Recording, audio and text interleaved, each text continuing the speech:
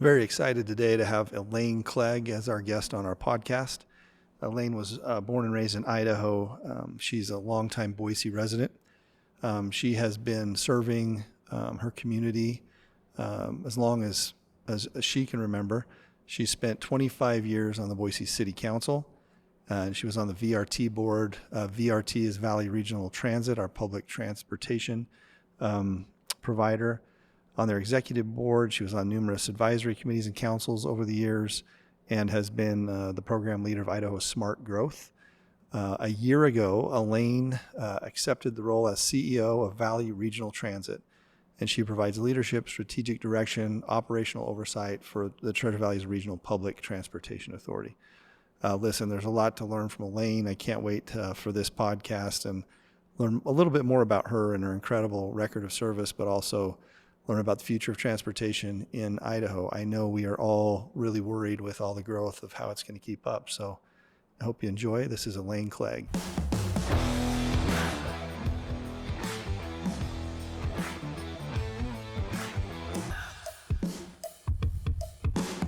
Well, Elaine, welcome. Thank you. Thank you so much for making time for us. We really appreciate it. We have a lot of listeners that love this state and this valley, and we talk about issues that matter, and I can't think of anything more important than transportation. It has been my whole life for the last 15 years, well, actually 25 years, and now it's my every waking moment. I know. Before we blaze into that, Boise State plays in the NCAA tournament. You got your Boise State gear on.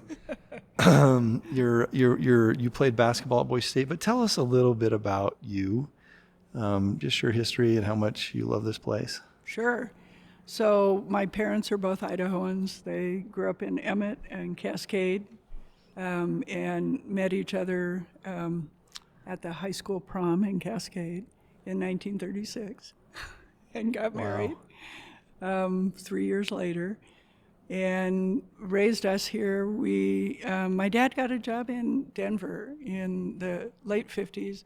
We lived there for about 6 years, and he ran this woodworking company that did the interior woodwork for big jobs, especially cathedrals, such as the Rocky Mountain Cathedral here, and the Air Force Academy Cathedral in Colorado Springs. Oh, wow. So if you ever get there, it's amazing. They got imported mahogany, laminated with walnut. Wow. And made the pews out of them, and their airfoil design. The Air Force. It's absolutely stunning. It really is. The Air Force airlifted the pews in because they were in this shape that they otherwise would have had to put them together on site. It was an amazing thing. Anyway, I love cities, and I think I learned. So how did he get back here? To love cities because of that. Boise Cascade bought the company, and he came back here and did R&D for Boise Cascade. Okay, great. And then worked in their housing division and helped invent modular housing. He and Sherry McKibben's dad, in fact, did modular housing in many of the ski resorts around the West, and it was the first time anyone done it like that. And what a story! I didn't know that. So I learned to love cities in Denver. We came back to Boise. It had grown from 35,000 to almost 70,000. And all of a sudden it was becoming a city. And as I grew up here, I just dearly loved being part of this place and being part of the state of Idaho. We hiked everywhere, including all down in the desert, down south, and of course up in the We were just talking mountains. about the Owyhees. Yeah. For anyone listening today, if you haven't spent time, it's just some of the most beautiful parts of our state, but not nearly explored or visited enough for the locals. But it's gorgeous, especially this time of year when it starts blooming down there in spring. It's incredible. Oh yeah, everyone knows the wilderness area and the Sawtooths. A lot of people know the Tetons, but the Owyhees are just spectacular. Anyway, learned to love this state and stayed here for college, went to Boise State. Played basketball? Played basketball in 1975. We played in what was equivalent to the Sweet 16. in Harrisonburg, Virginia. We were one of 16 teams in the national women's tournament. That's awesome. And it was just the most amazing experience. And met my husband also at Boise State. He also played basketball, and we raised 5 kids here and now have 14 grandkids. And awesome. I've seen you at the games, still a huge fan, and it's so nice to have that fabric of our community here with Boise State and the athletics that we're enjoying right now. It's so amazing for us.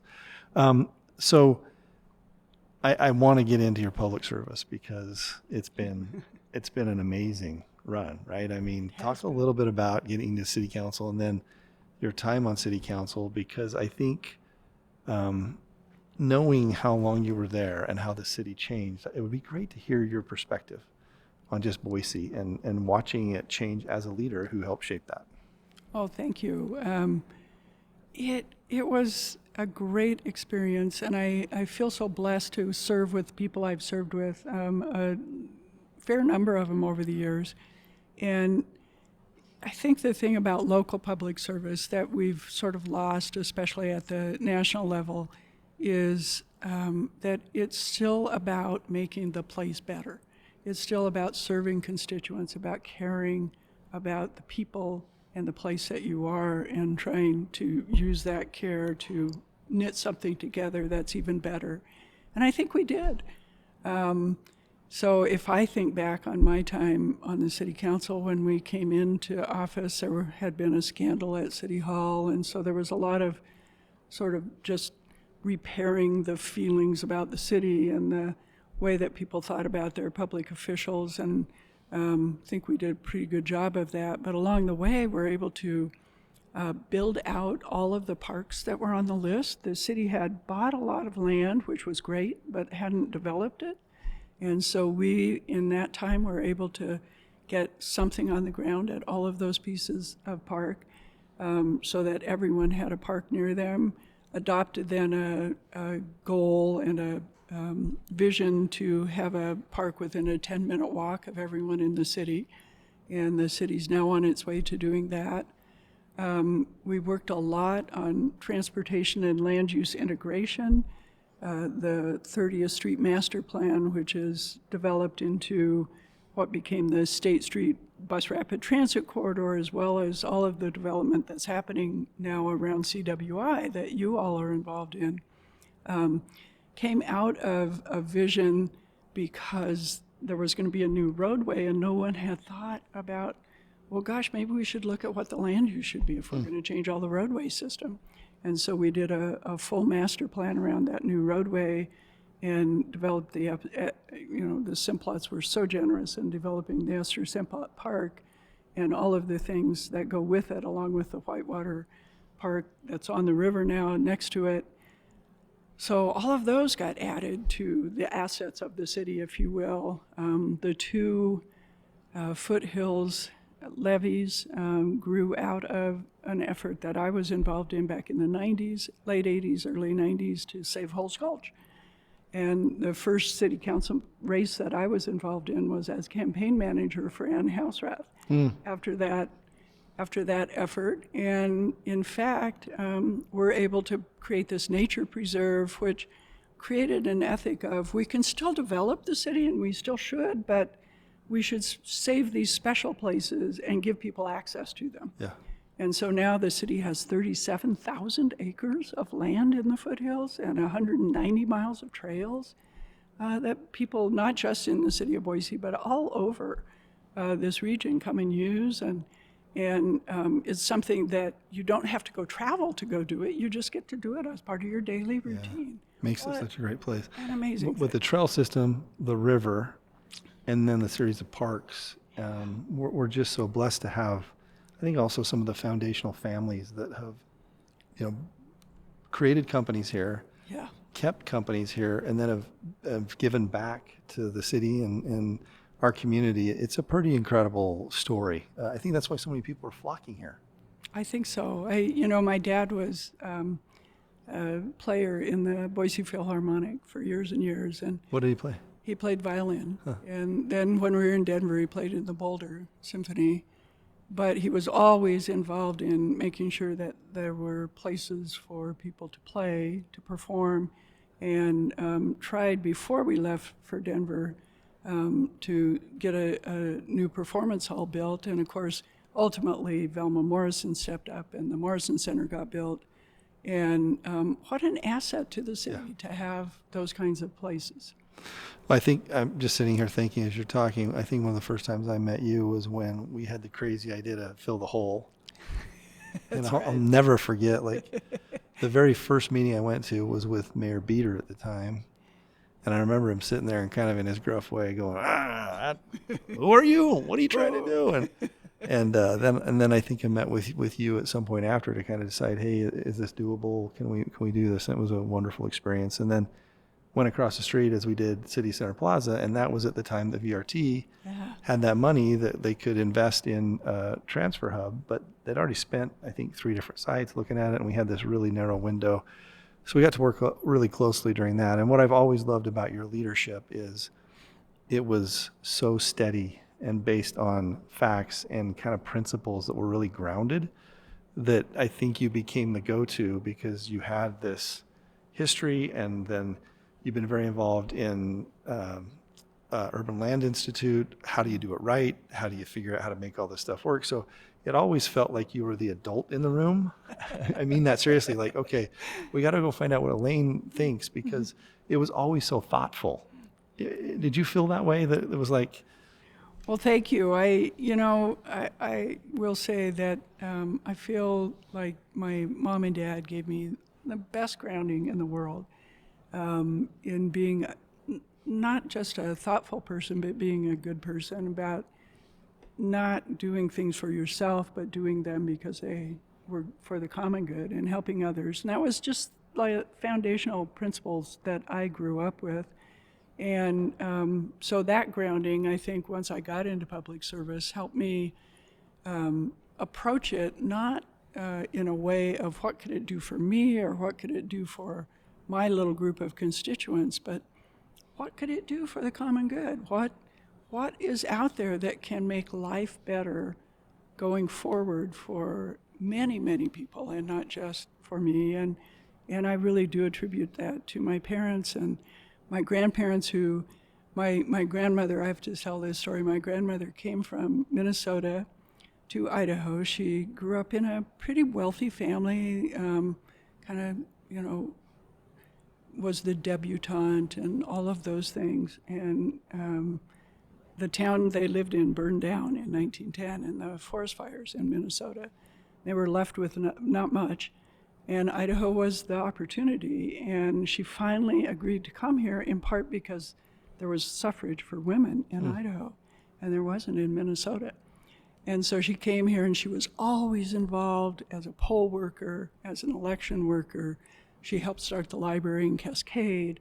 All of her life was this public service and giving back. And so it wasn't just my parents, it was... Don't you think we forget sometimes that's your grandmother, right? That's right. 1910. Yeah. It's just not that long ago, and we're talking about women's rights to vote. And it sometimes, I don't know, I think as life goes faster and we kind of just get used to the way things are, and I don't know whether it's technology or the speed of information now, I just think that we don't have as many times to reflect back on some of the heritage that, frankly, we should reflect more on. We should think a little more about. Yeah. It's so I've had the great fortune to be able to dig into it a little bit, go visit her hometown, visit with the historian now that runs the museum, and learn even more about it. But you're right, just that time to reflect on it makes such a... What was the draw to Cascade? Just interested.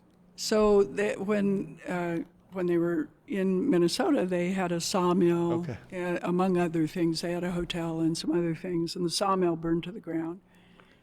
They were able to process some of the logs, both that were already there and some of the ones that,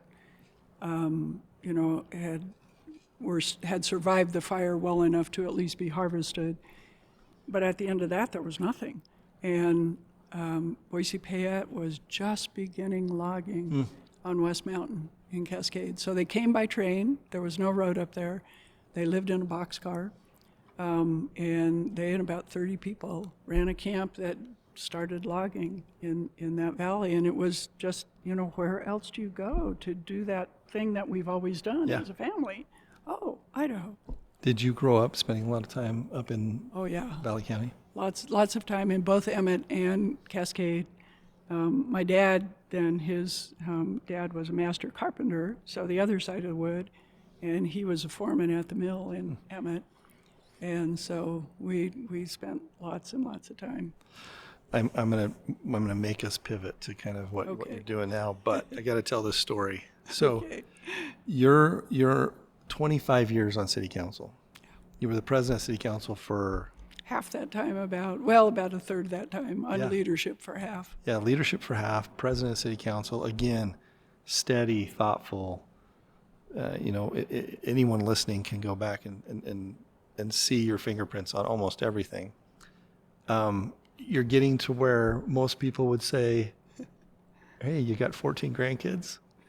You've done a lot. You've served your whole life. So you called me and said, hey, can we meet for coffee? I said, yeah. And I'll never forget, I walked in not knowing what to expect. You're like, I think I'm ready to do one more big thing. And I remember sitting there thinking, of course you are. So you, Kelly Ferris, was kind of her time at VRT was done. Mm-hmm. And for those listening, it's probably worth telling a little bit about. So Valley Regional Transit is our transportation authority for public transportation, founded in 1998 by a vote of people in both Ada and Canyon County. Okay, so we're going to Ada and County go to the ballot box and they vote, let's create a transit authority to help with our growing population, public transportation. But perhaps a mistake was made that it was not giving any authority for funding, right? So here you have this organization from 1998 that literally, it's not an exaggeration, goes around to all the different jurisdictions and doesn't have an annually appropriated budget, but instead gets essentially donations from cities and the counties, and have done the best they can with the dollars they have. Right. So you, I think we had talked about it many times before then, but I think public transportation, as we grow up, there's only so much right of way. Yeah. There's only so much you can do with roads. We're still Idaho. One of the things that every time we talk to someone about public transportation, they're like, well, we're in Idaho. Well, I get that, but if you drive back and forth now from Caldwell into Boise, we're getting close, and I think there's enough right away for another lane, which doesn't do that much, and so I think a lot of CEOs of companies, people that live here, people that have watched cities do it wrong, and I think there's a lot of great examples, are asking the question of, okay, how do we take public transportation to the next level? So going back to our breakfast there, I'm like, this is incredible, because it had been your passion, right? Oh, it would have been, you knew more about it than anyone. You'd seen all the plans, you'd seen all the master studies, you'd done a lot of things with Amtrak and rail and bus. And so I'm like, are you sure you want to do this? But inside, I was very excited for our people, because you now have been in the job for a year as the CEO. Tell us what it's been like, and just a little bit about VRT that maybe those listening don't know. Sure. So VRT is this, I think, amazing organization that got formed by a vote of the people, but is based in these contributions. Literally have to go around and beg everybody to give you money every year, so you don't know what your budget's going to be. And yet out of that, my predecessor was able to build a service that really did, I think, lay the groundwork for serving the people of this valley very well, and ran it in such a way that the people who used it love it, hired a staff that is amazing and great to work with. And so for me, the idea of, gosh, is there one last thing I could do in a big way that could get this organization over that hump to a place where they do have a budget every year and they can do real things because they can plan, they can be a partner, they can make commitments, things that we can't do today. And having watched Kelly get it all the way to almost a vote in the legislature and have the political leadership say, it's just not good enough. We're not going to support that solution. and watching how hard it was for her to pivot from that to, okay, I'm not going to have money, what can I do with the organization, and being able to prepare it to be the organization it will be someday, and doing a great job with it.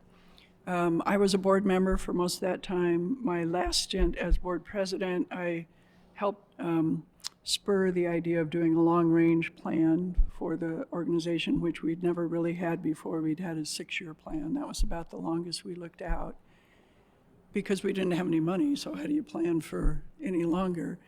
But the plan was able to then build a vision for, if we had money, here's what we could do.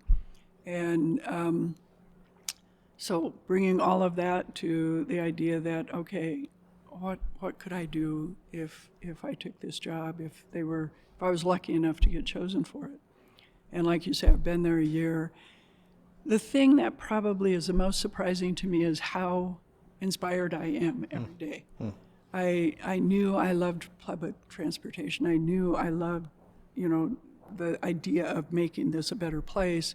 I knew how great the people were because I'd been watching it, but I didn't know how inspired I'd be by them and by the public and by the other people who've jumped on board to actually get this work done and make it happen. And every day I get up with a smile on my face because I know that if we're successful, this is going to be a better place. And to the folks who say, well, yeah, this is Idaho, nobody rides transit, I want to say, when you go somewhere like New York City or Washington, D.C., or Europe or Asia, wherever it is you go, that has good transit, do you rent a car? And they all say, no, I don't need to. Exactly. I don't think it's that Idahoans wouldn't ride transit or don't like transit. It's just that we haven't built a system that serves them very well. Because we don't have funding, right? Because we don't have any funding. Chicken and the egg, and it's got to be, yeah. And you think over the years being involved in several different initiatives, I was on the United Way board, and you start talking about these zip code syndromes that happen when we do have sprawl. So we have sprawl, and we have these subdivisions that are out far away. And you talk about people that are right on that edge, kind of the working poor that are doing the best they can to live and have a family. Their biggest expense is a vehicle. Yeah. And it oftentimes is the thing that then ties them to their employment. And so when you look at trying to keep people employed and housed and all those things, almost every survey you do it's a transportation problem. Yep. Yeah. It's a transportation problem. So I think talk a little bit about, I really, Garrett Lofto, who's the CEO of Simplot, is just a phenomenal human being and great leader. So he talked to me about the same time about, hey, how can the business community be helpful? Because I think those large employers look at their employees and look at, how do you get to a swing shift if you work at St. Al's? How do you go back and forth? What if you have one car and 2 working parents? There's all these things. So there's really compelling reasons to figure this out. So we've been lucky enough to kind of ride your coattails, if it will, with some business leaders that are very enthusiastic, that have come together to say, how can the business community be helpful? How can we be part of the solution? And I'm really excited for where it's going. It's been up and running for about a year, but I think we've got some good direction on how we can be helpful. And I'm really grateful for all the people that are kind of jumping on board to help. Do you have anything to say? We're calling it Idaho 2040, but... It's a phenomenal group. You hit it on the head. It's a group of leaders who care about this valley, who care about the future, who care about their workers, how to make life better. And transportation really is, beyond housing, transportation is the next most expensive thing we have. Weird statistic, 1920, the cost of transportation wasn't measured on the U.S. Census, the ACS, because it was so low it didn't matter. It was below 2% of disposable income. Today, for most folks, it's around 20%. And if your housing and your transportation together get over 45 or 48%, it puts such a burden on you to buy food, to educate your kids, to do all of the other things that you need to do with your disposable income, that it becomes a real detriment to your quality of life. And frankly, this valley, for the most part, especially because of the housing crunch that's hit in the last few years, has a majority of the people whose expenses are over 48% for housing and transportation. If you can lower that, what are the ways to lower that? One of the ways to lower that is to live closer to where you work, and then maybe you can walk or bike. Another way to lower it is to have a different way to travel that costs less than buying your own car. Every car you buy and run for the whole year costs about $10,000 a year. So that's a lot of disposable income. If you have to have 2 cars for a family and you're living on $60,000, then all of a sudden you're living on 40, right? So can we lower those costs by making it more attractive and easier and more palatable to use transit for at least part of your job, part of your travel? The bus I ride when I ride to work now is one of the folks who rides on that bus is a young engineer. He and his wife made a conscious decision not to buy a second car because he could ride the bus. And they're using that money to make their lives better. I think it's so cool you take the bus. I like that. And you probably learn a lot as you do that. Yeah. And you have that time to talk to someone else, to be on your device. We like to say, don't you be distracted, or do be distracted by being on your device. Let us do the driving. Don't be distracted and driving at the same time. And so it can be something that can really change a life. In his case, they could make it if they had a second car, but think of the folks whose lives it makes a difference to. We have a board member who probably wouldn't have gone to college if he couldn't have ridden the bus to CWI. And then he figured out that he could go to Boise State. And now he's a doctoral student at Boise State as a result. Can we dive a little deeper? Because I think one thing that gets overwhelming sometimes. So in society, there are big, hard problems. Yeah. That are decade-long problems. And I think we live in a moment, especially with politics. We're going to have an election where the entire legislature is turning over here in a month and a half, right? Right. It's easy to pander to the moment. Mm-hmm. And it's really hard to have big master plans and ideas and strategies that survive maybe different politicians or things that come and go. So transportation is definitely one of those, right? It just is. So one of the things I think it's easy, when I talk to people about transportation, they're like, well, I don't know, it's just such a big problem. How do we do it? But what I've loved about your leadership, step one is getting a bus system that functions. Right. Can you take a bus that comes every 15 minutes. Every 15 minutes, 15 minutes on routes that serve most of the valley to get you to the place of work and back on a variety of hours, right? Yeah. I love how simplistic that is we don't have that now. No, we don't. So right now there's very few bus routes that would allow you on that 15-minute thing to actually kind of function. And then the critics will say, well, look at the ridership. Well, you can't have ridership till you have service. Talk a little bit about that. Sure. So another analogy, in 1956, nobody used the U.S. highway system. And then we passed the Transportation and Defense Act and started spending money on it. And now everybody uses the U.S. highway system, right? Yeah. So I like to think back to that. And right now we have a bus system. We have 2 routes that run every 15 minutes. Starting in June, we'll have 3. We'll have a 34% increase in the number of population that live within a quarter-mile walk of a 15-minute route. The importance of that is that you can walk out there, and if the bus has just left, the longest you'll wait is 15 minutes, right? So you significant. It's so big. You don't have to, let's see, what's the schedule? Am I on time? Am I not? Now what am I going to do? Yeah. And so you just walk out and wait for the bus and get on. And so we'll have 34% more population within 15 minutes. And here's the map of that. Let's look at this. So Matthew, tell us what we're looking at. This is Valley Regional Transit site, and what are we drilling down under? So everywhere there's a bus on that is where there's an actual bus. We have a GIS system on every bus hooked to a router. that's hooked to a server, and you pick a route, and you say, I want to watch the bus and see where it is. Is it coming? Is it on the way? That's Is it just going to be available on your time? phone. On your phone, as you're waiting. At home, if you're waiting to see, should I head out yet to the I love route? it. Can you dig us a little deeper on the 3 routes that are Yeah. kind of the... So it'd be the 9, the 7, and the 3. So for everyone's reference, 9 is a State State Street Street. route that's every 15 minutes. And again, you can be on the app and look when it's coming next if you happen Yeah. to miss it, and you can real time see it.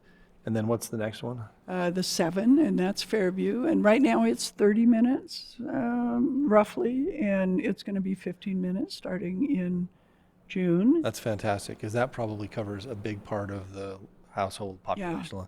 What's the what when you say Fairview? Where's the start stop of Fairview? So it starts at Main Street Station. You mentioned that briefly. It's our underground bus depot where it's an amazing facility. That thing almost killed me, by the way. It's an amazing facility. Think about this though. Now that you're size. think about this. There was a fixed amount of money left, Yes. and it had to be underground Yes. with zero tolerance of being over budget or over schedule. Yeah, I sometimes think back the fact that we did that, and I think that was just crazy. But I'm glad we did. But it was a tough Anyway, one. yeah. So it comes there's out. there's the Fairview. It comes out of Main Street Station, goes up, makes a little loop around West Boise, and then goes to the mall. The new one is not going to do that little loop because there's going to be a route that goes between Town Square Mall and the Village Okay. to connect those, which doesn't exist today. It'll just do the back and forth downtown to Town Square Mall out Fairview, and that's how we, part of how we make it more frequent. The other thing we've done with the new system that's coming is we've created 2 new routes. The 20, well, it'll be the 21. Right now it's the 12. We have a route that goes on Cole Road that goes all the way from Hill Road to Town Square Mall. Right now it loops over and goes down Maple Grove. We're still going to loop around and serve Capitol High School, but then it's going to come back to Cole and go mostly up and down Cole. That will connect 3 of our more frequent routes, the State Street one, the Fairview one we talked about, and then Overland. Overland is the 29. It's not yet 15-minute. It's one of the ones that we think in the future will be. Right now it's 30 minutes all day. And but it's a great route because it hits a lot of places. And then the 3 is the Vista, and the Vista goes all the way to the airport, from the airport to downtown. I don't know if you know this. If you get off the plane and during the time that the route is running, it takes you about 15 minutes to get downtown on it. It costs $1.50. People are paying $15 for an Uber to do that same trip. It's really a wonderful way to get back and forth. And if you're staying downtown and you don't want to have a car because the hotel downtown has valet parking and it costs money and all of that, just get on the bus and head down from your flight.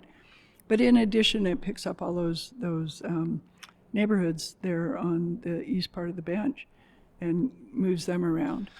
So goal number 1 is reliable funding that allows you to improve and expand On existing this. services. Yes. I mean, that's just, and hopefully where it becomes, it will go from I need to go and how does that inconvenience me, and the apps and a lot of that are making it better, to I want to do this because it saves me time in a world where most people are on their phones anyway. Right. You probably add productivity to your life, and you have a way of getting back and forth to work. So that's for sure goal number 1. I think one of the things that people are going to really want to hear about on this is, because I hear this a lot from people that ask me, I think it looks simple because you have the old Boise Depot, right? And then you have this wonderful rail corridor that runs right through the middle of Boise, runs right very close to the mall, goes right through Meridian and goes right through Nampa and out to Caldwell, right? Yeah. There's a reason, because it used to be the way. It used to be the way to get there. Right. So I think people say, well, what are we doing there? So I think you're the state expert on this subject. Talk us through barriers to kind of use that, what efforts are being done, and kind of set some realistic timetables. And what I love you talking about is it sounds super expensive, but when you compare that to right-of-way streets and the amount of ridership that you can have and move people, it's really a great investment. Yeah. And then lastly, if you can add into this, now it's like an 8-part question, return on investment, Yes. right? We're working together right now on some modeling of how ROI can happen with public transportation, and it's dramatic how that ROI spreads across the community. So lots of questions, I'll be quiet. Sure.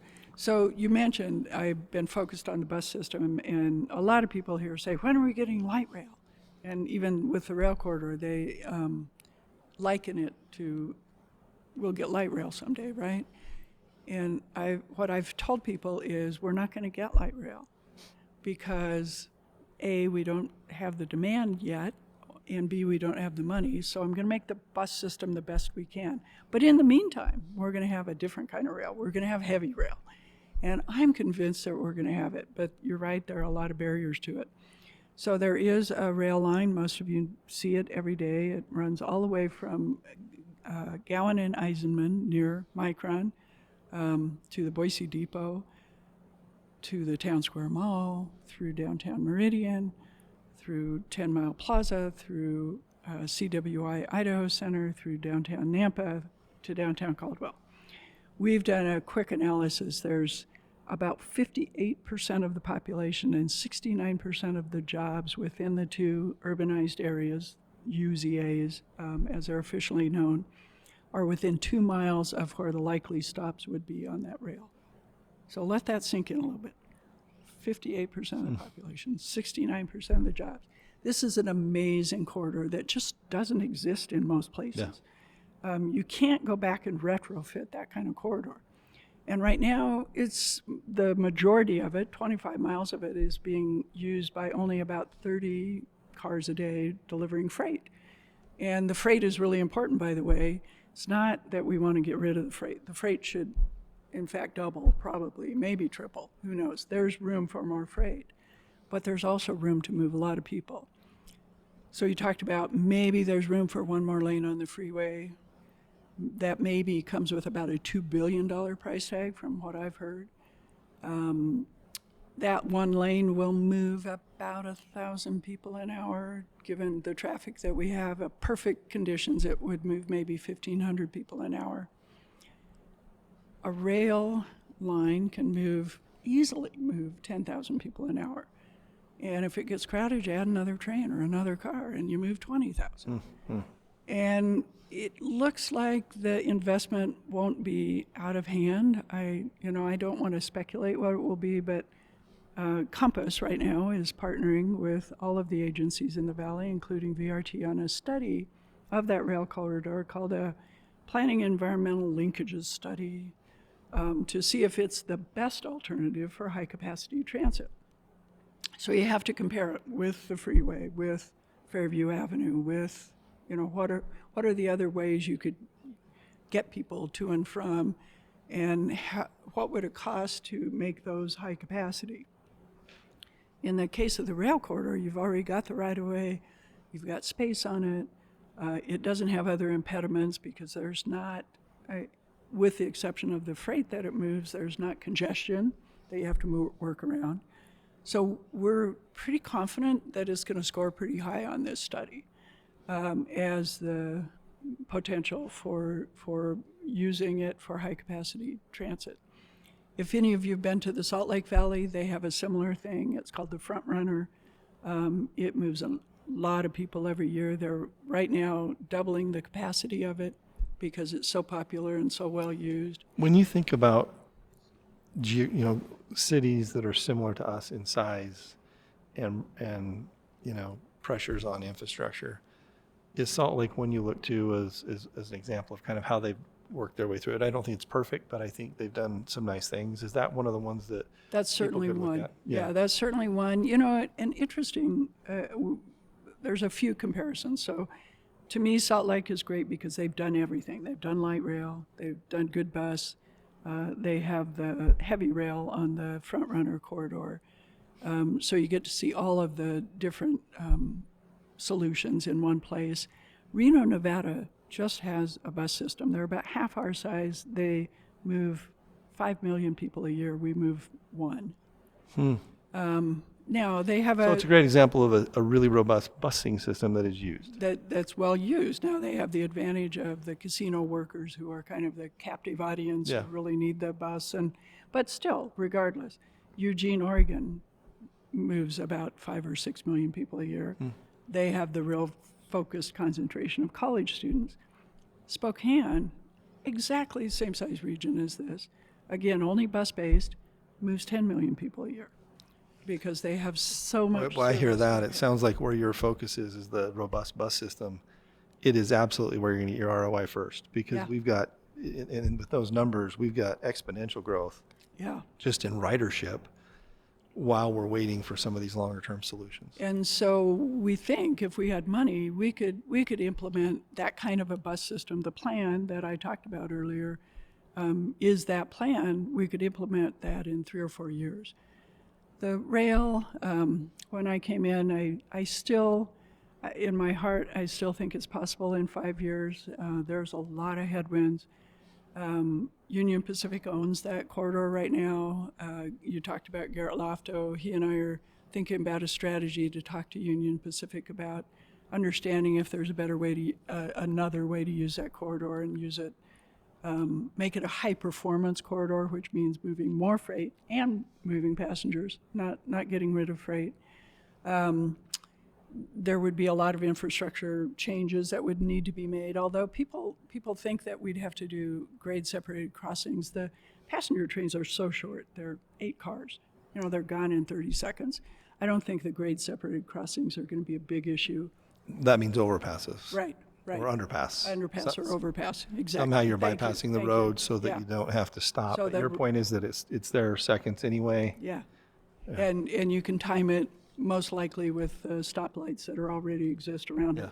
So I don't think that will be an early expense, but I've never asked this question, but is the idea that I get on, because I know one of the ways right now that it's completely congested is if you're going from Caldwell in or here back out, Right. if you're cross traffic, it's a problem already.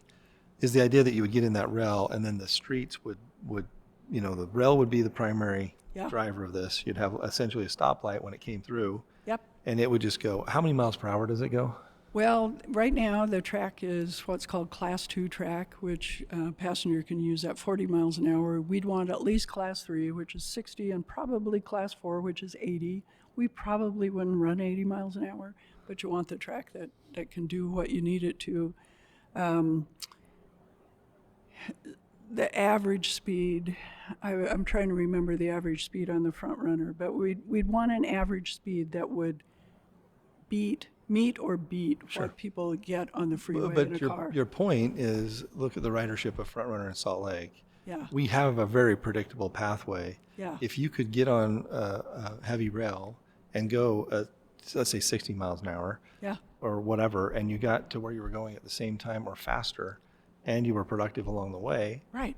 ridership would happen. Why would you not do it? Why would you not do it, right? Yeah. And it was cheaper. Yeah. Right now you're spending $10,000 a year Yeah. driving back and forth, and this would maybe be $1,000. You know. Well, talk about, as we kind of wrap up, it's been great. I think we've got through a lot of things, but your, I think from the Idaho 2040 perspective, we just want to go as fast as we can while you're in this role. Talk through some like 1, 2, 3 year goals for you that are really achievable that we're working towards. Sure. So getting enough money to build that robust bus system, I think, is goal number 1, while you keep your eye on the ball of making sure that you're moving the rail corridor forward every year, every time that you can.